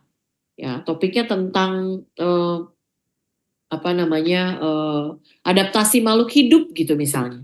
Ada sedang mengajar ada konsep adaptasi makhluk hidup. Nah, sekarang setelah belajar kita mau tahu nih seberapa besar pemahaman anak-anak terkait dengan hal itu. Kita bisa gunakan apa informasi yang kita tahu bahwa oh ada anak yang preferensi belajarnya visual, ada yang begini, ada yang begitu. Oke, kalau gitu sekarang kalian boleh menunjukkan pemahaman kalian dengan cara yang berbeda. Kalau itu dimungkinkan dan kalau itu sesuai dengan tujuan pembelajarannya ya Bapak Ibu ya. Karena balik lagi anchor-nya itu ada di tujuan pembelajaran. Ya, jangan kita kemudian mengelompokkan murid kemudian menyesuaikan dengan preferensi belajar itu, tapi for the sake of mengelompokkan ya, bukan dikaitkan sama tujuan pembelajaran. Ya, kalau tujuan pembelajarannya tadi menunjukkan pemahaman tentang adaptasi makhluk hidup, bisa saja anak menunjukkan pemahamannya dengan cara-cara yang berbeda. Tapi kalau tujuan pembelajarannya anak harus apa namanya, anak dapat berpidato ya tanpa teks gitu misalnya atau berpidato ya misalnya, maka ya harus pidato gitu ya Bapak Ibu ya. Jadi bukan kemudian dia boleh menggambar instead of pidato gitu, tidak ya. Jadi hati-hati ya menggunakan itu sebagai informasi Bapak Ibu. Gaya belajar ini pun sebenarnya ada orang yang percaya, ada orang yang tidak percaya Bapak Ibu. Saya sendiri berdiri di tengah-tengah sebenarnya ya. Karena gaya belajar itu ada yang menyebut hanya pseudoscience. Itu tidak sesungguhnya ada secara saintifik bisa dibuktikan gitu ya. Ada yang bilang begitu. Ya. Jadi hati-hati, jangan sampai kemudian karena kita tadinya berpikir kita memenuhi kebutuhan belajarnya murid ini, tetapi kita malah menghilangkan kesempatan anak ini untuk belajar dengan cara yang berbeda. Ya. Ya. Itu ininya, apa namanya yang perlu diperhatikan. Ya. Yang kedua tadi soal ini ya, soal bahwa Bapak Ibu berupaya mencari tahu tentang muridnya itu sudah bagus sebenarnya ya. Berupaya mau mengetahui anak muridnya ini seperti apa gitu, ada wawancara sama orang tua, ya bagus. Itu sebagai informasi ya. Itu di awal tahun ajaran tadi Pak. Ini bilang Pak Mansur bilangnya begitu ya. Nah, dalam proses belajar ini kan maju nih mereka nih. Ya, itu awal ya. Kemudian nanti itu mungkin di bulan Juli dilakukan. Di bulan Agustus bisa jadi berbeda loh Bapak Ibu ya. Oleh karena itu ya saya selalu menekankan bahwa yang penting sebenarnya adalah penilaian formatif ya yang dilakukan secara berkelanjutan. Itu penting sekali Bapak Ibu untuk lakukan dengan benar. Ya, karena lewat penilaian formatif itulah kebutuhan belajar murid ini akan senantiasa Bapak Ibu bisa ketahui ya, bisa update terus gitu ya Bapak Ibu ya. Katakanlah di awal tahun Bapak Ibu udah tahu gitu ya si A ini ternyata bagus ya ininya numbernya bagus gitu ya. Di dalam strand number bilangan bagus gitu. Tapi dia lemah di strand yang ini berdasarkan asesmen diagnostiknya misalnya. Tapi kan anak ini kemudian belajar. Oke, di awal tahun kita tahu, maka kita beri perhatian lebih di situ. Anak ini masih lemah, didukung lagi sama mungkin hasil rapot, bicara dengan guru di sebelumnya. Oh iya, anak ini mungkin lemah nih di area bilangan gitu ya. Dan di bulan-bulan pertama itu mungkin Bapak Ibu akan karena tahu itu Bapak Ibu akan upayakan untuk bantu supaya area ini dia bisa meningkat ya. Ada latihan, kemudian praktik review sering-sering gitu ya tentang bilangan ini sama murid-murid yang memang katakanlah tadi ya lemah di area ini ya. Nah, di bulan September bisa jadi ya anak itu sudah tidak lagi lemah di area itu. Ya, bisa jadi kemampuannya udah membaik. Membaiknya sebesar apa? Itu kan guru perlu tahu. Ya, perlu perhatikan makanya asesmen formatifnya, dilihat hasilnya. Asesmen diagnostik yang awal ini ya sudah di awal tadi, ya. Dan di sepanjang proses pembelajaran ini dia harus kita pantau terus pergerakan kemajuannya sampai di mana, ya. Jadi gurunya bisa menyesuaikan terus pembelajarannya. Jangan dikunci ya Bapak Ibu ya, karena hasil asesmen awalnya dia kuatnya di sini, lemahnya di sini, terus itu dijadikan judgement bahwa anak ini dilabel, oh dia sih nggak bagus matematikanya, hasil ininya begini soalnya gitu. Ya, jangan begitu ya Bapak Ibu ya. Sebagai informasi kita gunakan untuk apa? Untuk menyesuaikan pembelajaran, tapi bukan untuk melabel murid. Ya. Di bulan-bulan awal mungkin iya begitu, tapi ternyata kemudian dia seperti yang tadi Pak Mansur bilang, ya ternyata nggak sesuai gitu dia ininya, ya performa kinerjanya ternyata berbeda. Ya bisa jadi berbeda karena mungkin pengalaman belajar yang diberikan membuat dia akhirnya menjadi makin baik di area itu, ya. Sampai di sini mudah-mudahan dipahami ya Pak Mansur ya. Kemudian pengelompokan, ya. Bisa sedikit Bu. Oh boleh silakan Pak Mansur. Alhamdulillah Bu, pencerahannya luar biasa sekali, dan kesimpulan saya sementara bahwasanya data awal yang diperoleh melalui asesmen diagnostik itu tidak boleh artinya tidak boleh menjadi dikunci bahwa anak seperti ini, tapi tetap kita mengikuti perkembangan mereka dan tadi tidak lepas dari tujuan pembelajaran. Iya. Karena tujuan pembelajaran ini yang akan akan jadi pedoman bagi guru dalam menerapkan pembelajaran diferensiasi ini. Jadi bisa saja mungkin data awalnya dia visual, tapi kita mencoba dia ke kinestetik atau yang lainnya. Yang intinya mungkin adalah bagaimana tujuan pembelajaran ini terserap oleh peserta didik dengan cara sesuai dengan pembelajaran yang berpusat pada peserta didik. Ya. Gitu, Bu, ya. Artinya ya jangan jadikan itu label ya, jangan jadikan itu label ya bahwa dia adalah pembelajar visual berarti dia hanya belajar dengan baik kalau banyak visual. Mungkin betul gitu ya, tapi bukan berarti kemudian kemampuan dia yang lain tidak bisa berkembang. Ya, oleh karena itu kalau dari sisi guru, perspektif guru, yang harus selalu kita ingat adalah kita harus mengajar ya dengan beragam metode, beragam strategi ya. Supaya apa? Sebanyak mungkin murid di kelas kita itu bisa mendapatkan sebanyak mungkin keuntungan dari strategi yang kita pilih, Bapak Ibu. Ya. Anak-anak itu juga kan perlu belajar tentang bagaimana cara belajar ya. Cara belajar terbaik untuk dia tuh kayak apa? Ya, mungkin hasil diagnostik assessment-nya bilang bahwa dia tuh bagusnya kalau bekerja dalam kelompok gitu. Ya, tapi kan bukan berarti juga kemudian dia selalu harus dalam kelompok, ya.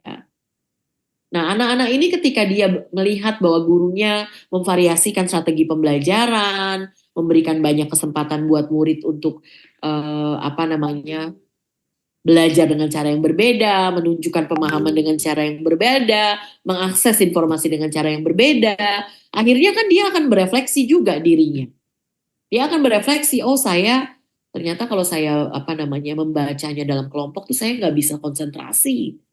Saya nggak bisa kalau besok-besok kalau saya belajar, kalau memang saya harus membaca, saya akan membaca secara individu dulu sendirian ya. Mungkin saya perlu minta izin untuk bisa baca di depan ruangan kelas saya supaya saya nggak terganggu sama orang-orang yang berbicara di sekitar saya gitu. Jadi anaknya ini sendiri akhirnya bisa belajar gitu bahwa saya akan belajar dengan cara terbaik jika begini. Ya, karena dia kan mengalami beragam cara metode gitu ya. Akhirnya dia bisa membuat kesimpulan buat dirinya gitu. Ya kayak saya misalnya, ya punya murid, ada murid yang kalau diminta baca gitu ya, seperti itu tadi ya. Dia nggak bisa kalau langsung diskusi, dia harus baca dulu, kasih waktu baca gitu ya, baru dia akan bisa paham gitu. Tapi kalau langsung dia berdiskusi gitu ya, mendiskusikan, dia nggak bisa. Ya, dia nggak bisa memaknai informasi sebagus ketika dia membacanya dulu sendiri. Sementara ada anak lain yang ketika dia mencoba memaknai informasi gitu ya, materi, dia lebih suka kalau langsung berdiskusi. Di satu bagian didiskusikan gitu. Ya. Karena buat dia itu cara dia belajar. Ya, dia menangkap pendapat orang, mengkoneksikan, menangkap, membuat ini baru. Nah, ini kan anak-anak ini akan bisa melihat dia akan paling bagus itu belajar dengan cara bagaimana. Akhirnya dia akan bisa lebih mandiri. Ya, Bapak Ibu ya. Jadi jangan melabel, itu yang harus kita hindari. Mencari tahu boleh, kita tahu minat anak ini apa misalnya. Untuk apa kita perlu tahu misalnya minat anak? Karena kan minat ini kan akan memotivasi anak belajar ya. Kita aja pasti akan senang belajar kalau sesuatu yang kita pelajari itu sesuai dengan minat kita. Ya. Jadi kita harus gunakan itu buat kesuksesan pembelajaran kita. Kalau ada kesempatan buat menggunakan minat untuk menyukseskan pembelajaran, kita ambil. Tapi minat ini bukan untuk dikelompok-kelompokkan. Oh, saya minatnya IPA, saya minatnya matematika, saya minatnya ini, minatnya itu gitu. Terus dikelompokkan. Untuk waktu-waktu tertentu mungkin boleh begitu, ya. Tapi bisa jadi ini minat anak pun berubah-ubah loh Bapak Ibu. Ada anak yang minatnya berubah juga, ya. Jadi gunakan minat itu untuk meningkatkan engagement-nya anak dalam belajar. Bukan untuk mengelompokkan anak, Bapak Ibu. Ya, itu dari saya. Mengelompokkan batas bawah, sedang, atas, itu sebenarnya nggak apa-apa ya Pak Mansur ya. Kan kalau kita ngomongin kesiapan belajar kan mungkin ada anak yang secara konsep mungkin masih bingung. Ada anak yang secara konsep sudah lumayan bagus gitu ya, dia hanya tinggal mungkin berlatih penerapan konsepnya. Tapi ada anak yang sudah menguasai dengan penuh konsep itu gitu dan bahkan udah bisa mentransfer ke dalam konteks yang berbeda gitu. Kan ada yang seperti itu. Ya, ini mungkin batas atas, terus ada yang sedang, ada yang bawah gitu ya. Tapi sekali lagi ya, kita harus perhatikan ya, ini bukan untuk dikunci ya. Karena kan pembelajaran itu kan berbeda-beda juga. Ya, topik pembelajaran berbeda. Materi pembelajaran berbeda. Minggu ini dia dikelompokkan di situ, minggu depan bisa jadi berbeda. Ya, minggu ini dia di bagian bawah gitu ya, termasuk kelompok bawah. Tapi karena kemudian kita respon kebutuhan belajarnya, anak ini kita bantu, ya kita review ulang sama dia, kita kasih contoh, kita kasih banyak latihan. Akhirnya dia mungkin minggu depan atau 2 minggu lagi dia nggak di situ lagi. Dia mungkin udah berbeda penempatannya harusnya. Ya, dari mana kita tahunya? Ya. dari asesmen formatif yang kita lakukan, Bapak Ibu. Ya. Jadi balik lagi, jangan mengunci di apa namanya, dan karena ciri dari pembelajaran berdiferensiasi itu pengelompokan yang fleksibel, Bapak Ibu. Ya. Pengelompokan yang fleksibel itu kan berarti ya jangan dikelompokkan hanya di satu cara gitu. Ya. Oke, mungkin sudah menjawab ya Pak Mansur ya. Oke, Silakan. terima kasih. Ibu, ini sebelum ini waktu kita kurang lebih 15 menit lagi. Ini mau dilanjut dulu atau sesi bertanya jawab? Oke, saya Dilanjut lanjut dulu ya. dulu ya. Saya lanjut. Silakan Ibu, silakan. Nah, ini walaupun yang dilanjutin mungkin tadi udah juga ada di dalam jawaban saya ya. Nah, Bapak Ibu, tadi kan saya bilang ya bahwa salah satu elemen dari pembelajaran berdiferensiasi yang penting itu kan apa namanya, dengan memanage kelas kita dengan baik. Ya, memanage kelas itu berarti kan kita membangun rutinitas, memberikan apa namanya, mendiskusikan kesepakatan-kesepakatan ya. Bisa jadi juga kita mengimplementasikan hal yang berbeda gitu ya. Apa yang saya contohkan ini bisa jadi nanti hanya contoh ya Bapak Ibu, bukan untuk kemudian berpikir bahwa ini akan juga berguna gitu ya buat Bapak Ibu sekalian ya di kelas Bapak Ibu, karena akan berbeda mungkin ininya apa namanya konteksnya masing-masing ya. Tadi ya anchor, kita bicara soal sebentar ini kok nggak bergerak ya, soalnya ada banyak sekali gambar-gambar ini ya, gambar hati ini. Waduh, mudah-mudahan ini positif ya maksudnya. Ada istilah namanya anchor activity atau aktivitas jangkar, kegiatan jangkar Bapak Ibu. Ini apa sih? Ini banyak ditanya soalnya. Dan ini bisa jadi praktik yang akan sangat sering kita jumpai di kelas-kelas yang mengimplementasikan pembelajaran berdiferensiasi. Ya. Jadi anchor activity ini adalah sebuah kegiatan berupa penugasan yang tugasnya itu tugasnya itu harus dilakukan dalam jangka waktu lama ya Bapak Ibu. Nggak sekali dalam 30 menit selesai gitu ya Bapak Ibu ya. Tapi tugas yang bisa dilakukan dalam jangka waktu cukup lama sebenarnya.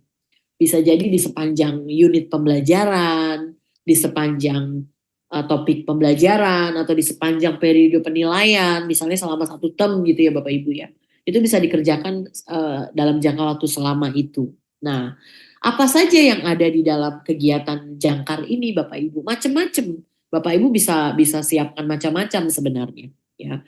Misalnya menulis jurnal ya, membaca buku, membuat karangan, membuat sebuah kotak aktivitas yang isinya itu instruksi-instruksi kegiatan ya, membuat kamus kosakata ya, membuat permainan kosakata. Jadi lewat kosakata anak disuruh apa misalnya. Bermain dengan tangram matematika ya Bapak Ibu ya. Kemudian ada sudut-sudut siswa mengerjakan proyek ya. Kemudian ada prom pertanyaan yang terkait sama materi bacaan tertentu ya. Itu semua bisa kita siapkan terlebih dahulu Bapak Ibu. Jadi contohnya gini, saya mau mengajar nih ya. Mengajar 4 minggu ke depan atau 3 minggu ke depan, topik yang harus saya ajarkan adalah tentang A misalnya. Tentang adaptasi makhluk hidup misalnya. Ya. Nah, saya bisa menyiapkan beberapa kegiatan-kegiatan ini dan kemudian saya masukkan ini dalam list yang ada dalam kegiatan jangkar saya, nulis jurnal, baca buku, membuat kamus kosakata yang berhubungan dengan adaptasi makhluk hidup, macam-macam ya, macam-macam saya siapkan di situ. Ya. Nah kemudian pada saat saya mengajar, ya tadi ya saya kan mau mengimplementasikan pembelajaran berdiferensiasi, saya tahu misalnya ada anak yang butuh support dari saya lebih dibanding yang lain. Ya, ada kegiatan yang berbeda-beda, pengelompokan yang berbeda-beda. Nah, pada saat anak-anak itu bekerja di kelas saya, mengerjakan tugas misalnya, kemudian anak itu sudah selesai, ya, atau katakanlah tugas utama dia sudah selesai, ya, maka anak-anak ini, anak-anak yang tugas utamanya sudah selesai, bisa kita minta untuk mengerjakan, memilih ya kegiatan-kegiatan yang ada di dalam list kegiatan jangkar ini. Ya, misalnya Dewi ini udah selesai, saya udah selesai gitu ya, tugas utama saya. Ya, guru saya masih bantu anak-anak yang masih memerlukan bantuan individu ya. Teman saya ada yang belum selesai, tapi saya sudah selesai ya. Maka saya bisa apa? Ya, kalau banyak orang, oh kasih aja worksheet tambahan buat anak ini, gitu ya. Nah, tidak semua anak itu akan termotivasi sebenarnya dengan worksheet tambahan ya Bapak Ibu ya. Yang ada malah saya pernah punya murid ya, kalau saya lakukan itu gitu. Ah ya udah deh, saya nggak perlu cepet-cepet bekerja, lama-lama aja. Karena kalau nanti cepet saya dikasih worksheet tambahan. Gak mau saya. Apalagi worksheetnya isinya sama. Ya, cuma berbeda aja, ada soalnya nambah aja di situ. Ya, itu tidak efektif. Yang kita mau ketika anak itu sudah selesai pekerjaan utamanya, dia masih tetap bisa mengembangkan keterampilan dia yang lain kan. Ya. Nah, aktivitas jangkar ini bisa menjadi kayak filler ya, filler waktu buat anak ini, tetapi bukan waktu yang terbuang sia-sia Bapak Ibu. Ya. Misalnya, oh dia 10 menit atau 15 menit sebelum waktunya habis, dia sudah selesai. Ya udah, kita bisa oke, Dewi, silakan kamu pilih kegiatan di dalam list kegiatan jangkar itu. Di sudut mungkin guru sudah siapkan nih. Ya kalau jurnal ya buku jurnalnya udah ada, kertas jurnalnya, buku-buku juga sudah ada. Nah, saya Dewi ya milih, oh saya nerusin ini karangan yang saya buat kemarin. Karena kan itu tadi ya, ini adalah pekerjaan yang bisa dilakukan dalam jangka waktu lama. Ya. Atau saya nerusin project apa saya gitu misalnya. Ya, project penguatan Pancasila pun mungkin bisa nih diteruskan saat itu gitu sama dia. Ya. Artinya selama 10 menit atau 15 menit yang dia punya ini, dia gunakan untuk melakukan kegiatan-kegiatan yang bisa mengembangkan keterampilan dia. Menulis jurnal, keterampilan apa yang berkembang di situ dengan dia latihan menulis jurnal. Ya, dia belajar refleksi, dia belajar menulis, ya, baca buku, dia dapat banyak pengetahuan. Ya, membuat karangan, keterampilan menulis, membuat kamus kosakatanya bertambah kaya, bermain dengan tangram, ya, keterampilan berpikir ininya meningkat. Jadi dia mengerjakan pekerjaan yang sebenarnya pekerjaan ini tidak harus selalu dinilai sama guru ya Bapak Ibu. Ya, pekerjaan-pekerjaan di list kegiatan jangkar ini tidak selalu harus dinilai sama guru ya. Tapi untuk diobservasi boleh ya. Maksudnya ini juga informasi sebenarnya. Misalnya waktu Bapak Ibu baca jurnalnya, Bapak Ibu bisa lihat, oh keterampilan menulis dia ternyata udah makin baik ya. Nah ini kan informasi buat kita. Ya, tidak harus selalu dinilai. Ya, tapi lewat kegiatan ini keterampilan anak makin bagus ya, karena ada latihan, anak boleh pilih, artinya dia tidak dipaksa. Ya, kalau tadi dikasih worksheet tambahan kan dipaksa ya. Ini tidak dipaksa. Ya dia pilih mana yang mau dia kerjakan ya. Bahkan kalau mau dia buat kegiatan sendiri pun boleh kita undang dia. Ya, tapi kegiatan-kegiatan ini betul-betul dipertimbangkan untuk meningkatkan keterampilan atau meningkatkan pengetahuannya murid ya Bapak Ibu. Nah, ini bisa jadi bukan trik ya, tapi cara yang bisa guru lakukan untuk dia bisa memanage kelasnya dengan baik. Ya, kalau anak ini tidak melakukan kegiatan seperti ini, anak ini 15 menit ngapain? Ya, bisa jadi dia ganggu temennya, bisa jadi dia ngobrol ngalor ngidul, bisa jadi dia apa gitu, melakukan hal-hal yang justru tidak produktif dan mengganggu kelas secara keseluruhan akhirnya. Ya, itu satu contoh ya Bapak Ibu ya. Ini bisa digunakan untuk memanage dan buat aturan ya Bapak Ibu ya, buat kesepakatan sama murid. Ya, mereka nggak perlu lagi nanya-nanya di mana Bu, ini kertas ininya di mana, tangramnya di mana Bu, ininya di mana, jangan ya. Kita siapkan dulu itu.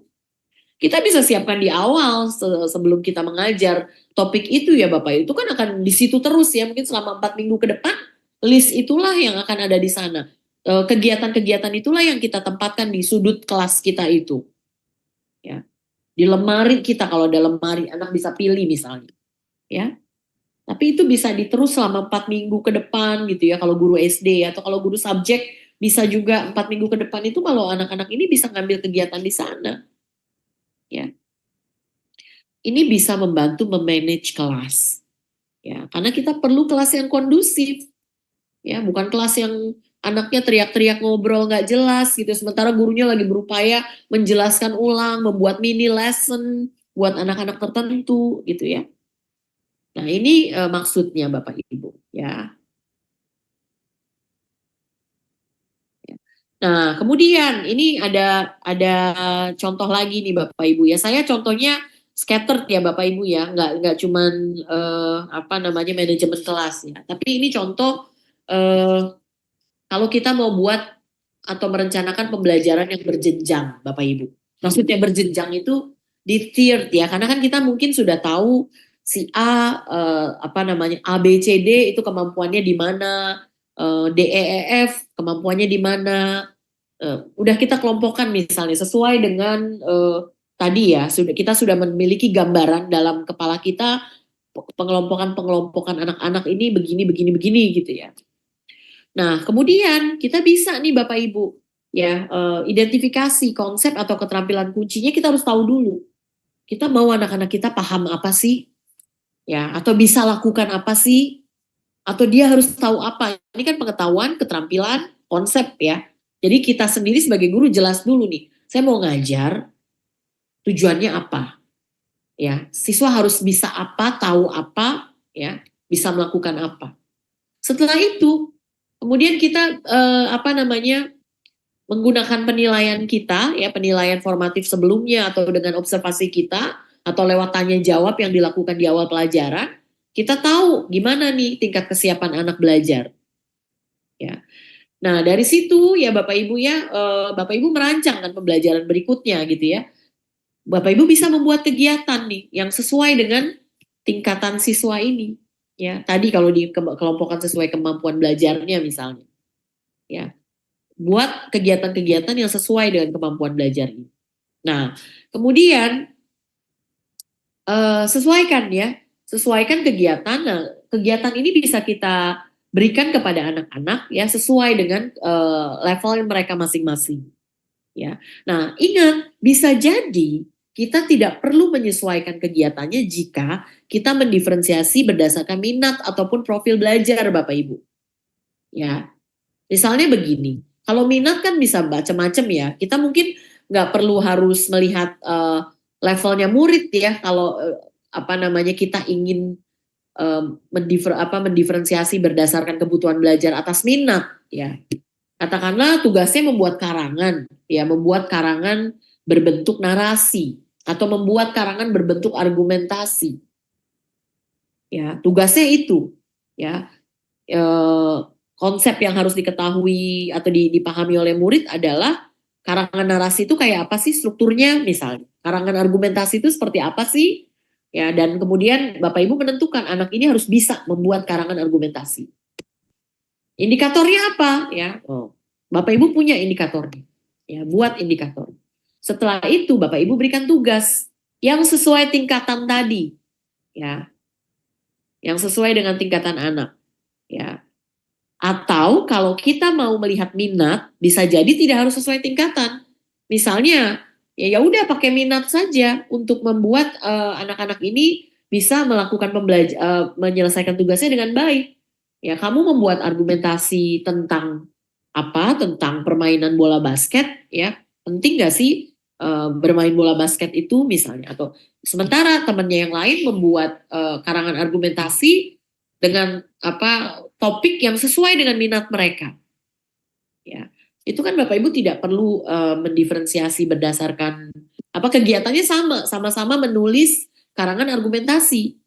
Ya, Bapak Ibu tidak perlu menyesuaikan kegiatannya beda-beda, nggak perlu, sama-sama menulis.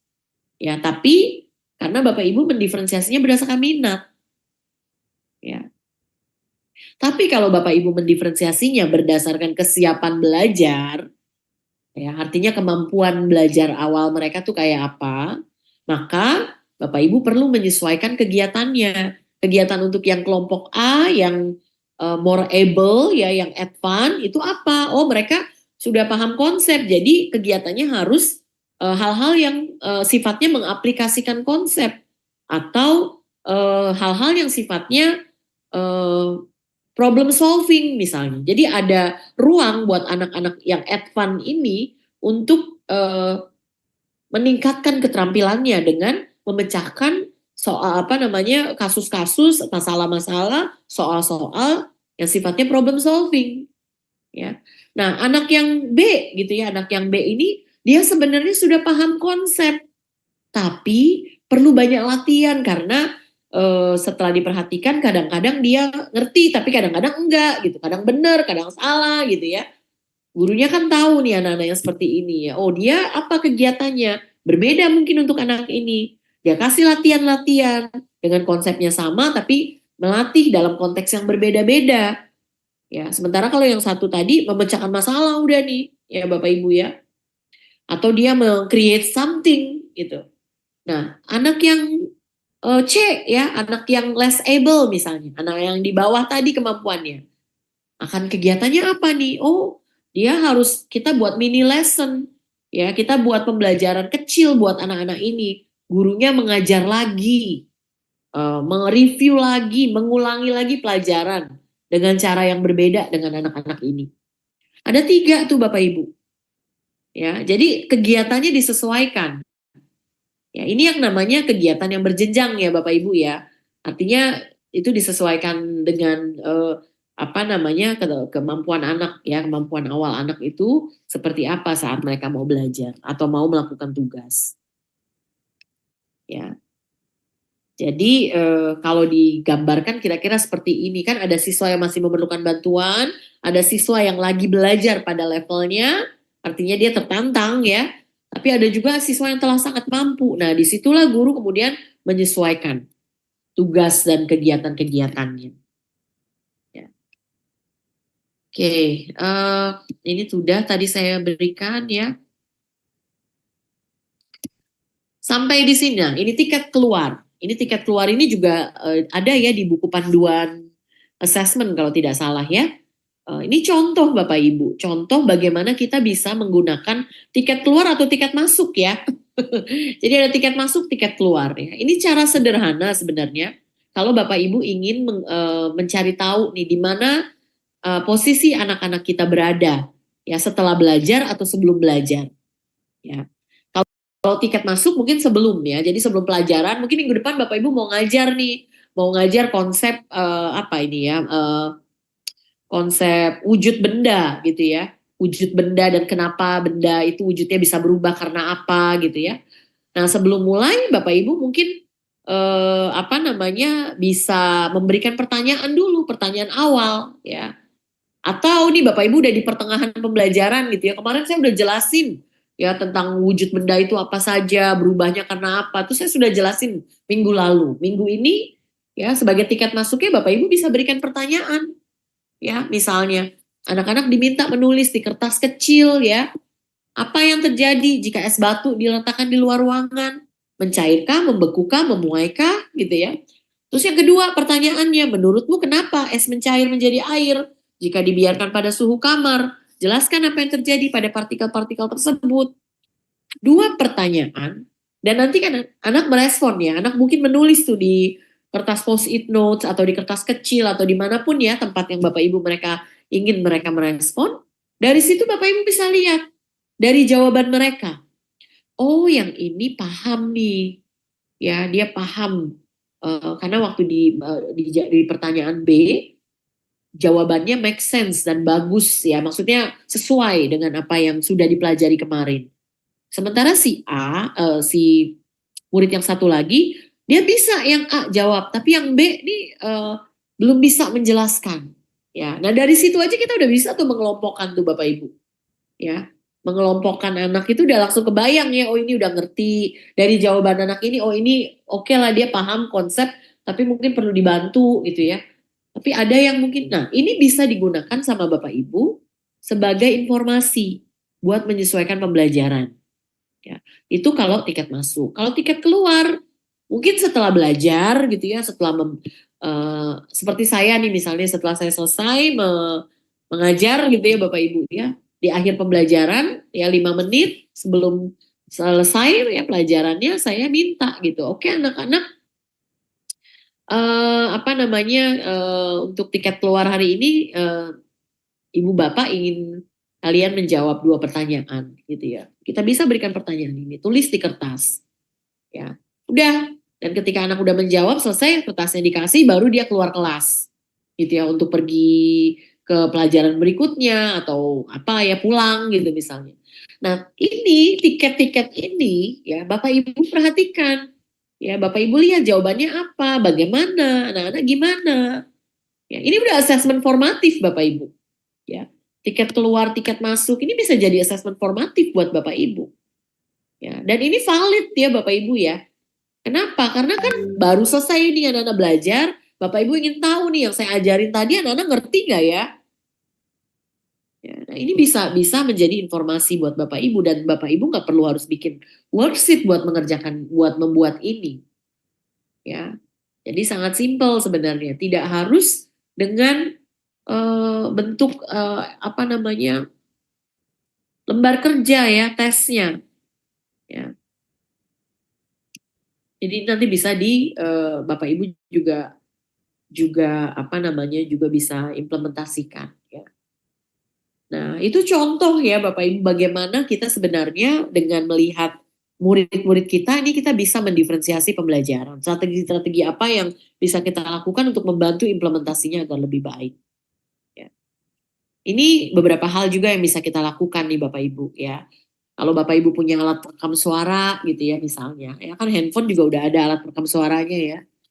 Ya, kalau kita tahu anak kita misalnya kesulitan tadi, ya kesulitan menjelaskan dalam bentuk tertulis, jika tujuan pembelajarannya memungkinkan dia untuk menjelaskan secara lisan, direkam suaranya sebagai bukti eviden bahwa dia bisa, kenapa tidak? Toh yang dinilai bukan kemampuan menulisnya, misalnya. Ya, kalau ada kesempatan itu digunakan.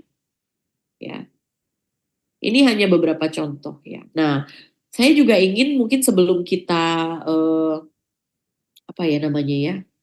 lanjutannya jawab lagi mungkin ya, saya ingin merespon tadi ya, balik ke Pak Mansur. Ya, ada anak yang nggak bisa membaca, udah SMP. Gimana ya Bu Dewi ya? Ya, jawaban saya adalah Bapak Ibu, membaca itu keterampilan esensial, penting sekali. Ya, di kurikulum Merdeka kita diberikan loh Bapak Ibu keleluasaan sebenarnya untuk memilih materi-materi yang esensial. Ya. Oleh karena itu, saya akan bilang bahwa pastikan anak ini di akhir tahun ajaran ini sudah bisa membaca. Gimana caranya terserah Bapak Ibu. Jangan sampai dia tidak bisa membaca di akhir tahun ajaran ini. Dia harus sudah bisa membaca. Apakah itu berarti Bapak Ibu menggunakan waktu lebih banyak untuk ngajarin dia membaca? Boleh, silakan. Karena apa? Kalau nggak bisa baca, gimana dia bisa melakukan kegiatan lainnya? Bisa mengakses informasi lainnya yang dibutuhkan. Ya, jangan karena kita, waduh Bu, ini kan banyak sekali nih Bu, tujuan-tujuan pembelajaran yang harus saya capai banyak sekali begini-begini. Kalau saya hanya ngabisin waktu untuk ngajarin dia baca, ini nggak bisa. Bapak Ibu, membaca itu esensial. Entah apapun yang Bapak Ibu lakukan ya, mungkin di jam istirahat, ya latihan baca sama dia, dengarkan dia membaca, kontak orang tuanya, berikan kalau mereka nggak punya bahan-bahan bacaan, berikan bahan bacaan, kasih prompt buat anak-anak itu. Ya, pokoknya dia harus latihan membaca setiap hari Bapak Ibu. Dan kita bimbing, jangan sudutkan dia. Ya, jangan bilang kamu udah SMP belum bisa baca begini-begini. Anak dibegitukan. Bayangkan perasaannya ya. Pokoknya kita harus bantu dia. Ya. Anak itu bisa kok Bapak Ibu ya. Maksudnya kalau kita ini dengan tepat ya. Kalau kita stimulasi dengan tepat, dia pasti bisa membaca Bapak Ibu. Kecuali dia memang punya kebutuhan khusus ya yang mungkin itu berbeda kita tanganinya ya. Ya, yang saya sayangkan kenapa baru sekarang gitu kita aware bahwa kita khawatir gitu. Harusnya ketika dia dulu mungkin di kelas 2 ya, begitu dia belum bisa membaca, itu sudah harus ada intervensi sebenarnya. Ya, jangan didiamkan karena kita ngejar materi yang lain, akhirnya keterampilan esensial ini didiamkan. Ya udah, dia naik kelas terus memang iya, tapi dia nggak bisa baca tetap. Ya, sambil naik kelas itu sambil kita terus latih dia baca, Bapak Ibu. Ya, caranya banyak. Kalau Bapak Ibu nanti mau ngobrol sama saya gimana, saya bersedia ya Bapak Ibu ya. Saya sedih kalau lihat, kalau dengar ada anak-anak kita yang sudah harusnya bisa membaca itu belum bisa membaca ya. Padahal dia punya kapasitas untuk itu. Sampai sini Bapak Ibu, Pak Riki silakan, saya ngomong terus ya.